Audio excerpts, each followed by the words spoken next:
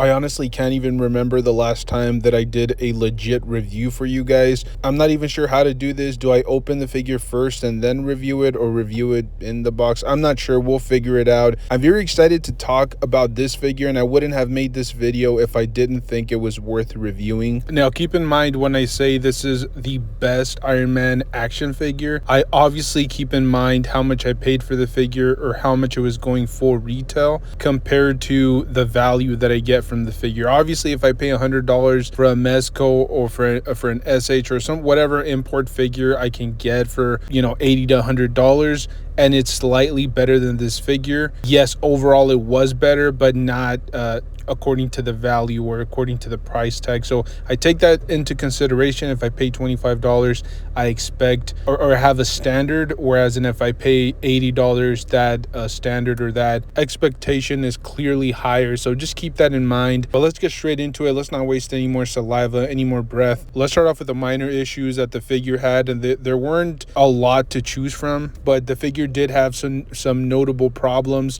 The biggest one that's going to jump out at you when you first open this figure is the ab crunch. It could have been a little bit better, and I completely get that they didn't want to break up the mold. They didn't want the figure to look kind of broken up, and so they decided to limit the ab articulation, which to me personally was a huge mistake, especially because the backwards ab crunch is perfect, but the forward you almost get no movement there. The other issue that I had, which again, not a really big issue, but I really wish that they had cut a little bit more on the lower torso, so the leg could kick up just a little bit higher.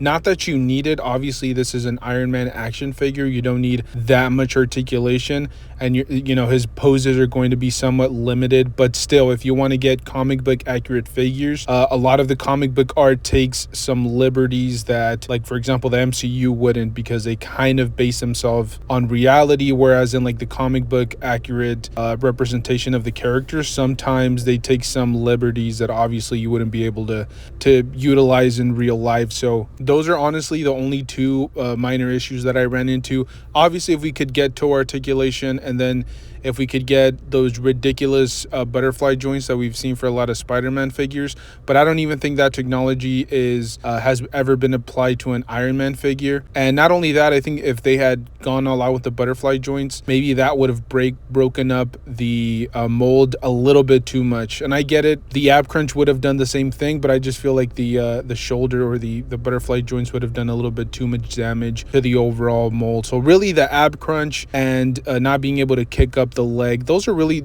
my only two big issues. Everything else was phenomenal. The figure can look up, look down extremely well.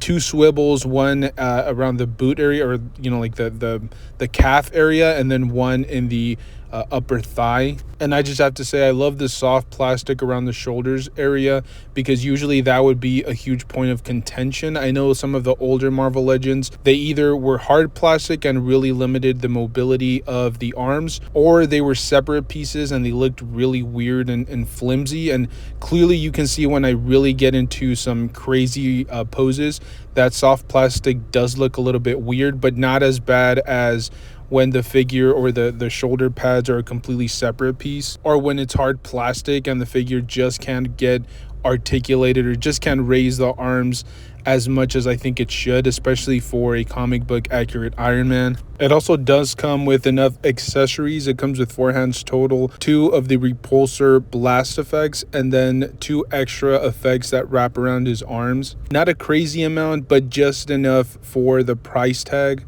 I have seen quite a few people comment or complain about the inaccuracies of the suit compared to its appearances in comic book. And I've said this before, that really doesn't bother me too much. I mean, you take, for example, the fact that a lot of the times you're going to have somebody drawing the interiors, and then somebody, a completely different artist with different stylings, do the cover art. So it just depends on what panel or what artist you're basing yourself on to really be able to know whether the suit is really that accurate. To me, it's not really that big of a deal. It looks close enough as long as the articulation, the molding, as long as all of that is there, I can kind of forgive the figure for not being as accurate as its source material. As I said, it's not the perfect figure, but I think it is the best. There are some minor little issues, as I already mentioned, the ab crunch, not being able to kick the leg up as high. I know a lot of people have complained about the neck articulation, but it's not really that big of an issue.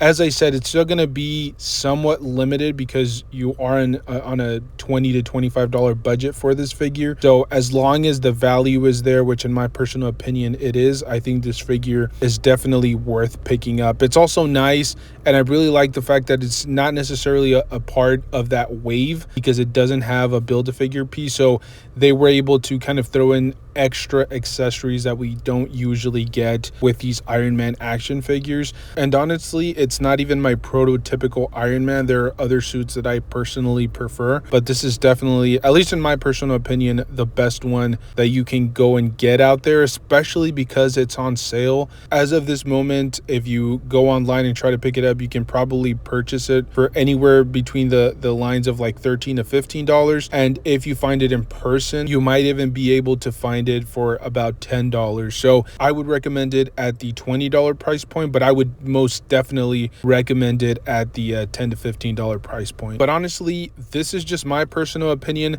Let me know down below in the comment section if I'm wrong, if you agree, disagree, and if you do disagree, why I'm wrong. So I'm very curious to see what you guys have to say.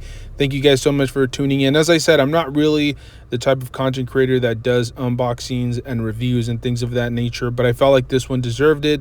And if you guys enjoy this type of content, let me know down below in the comment section, because I can always do some reviews. I do have some stuff that's kind of piling up that I could unbox for you guys. So let me know down below. Thank you guys so much for tuning in. Stay safe out there, and I will see you guys in the next one. Thank you.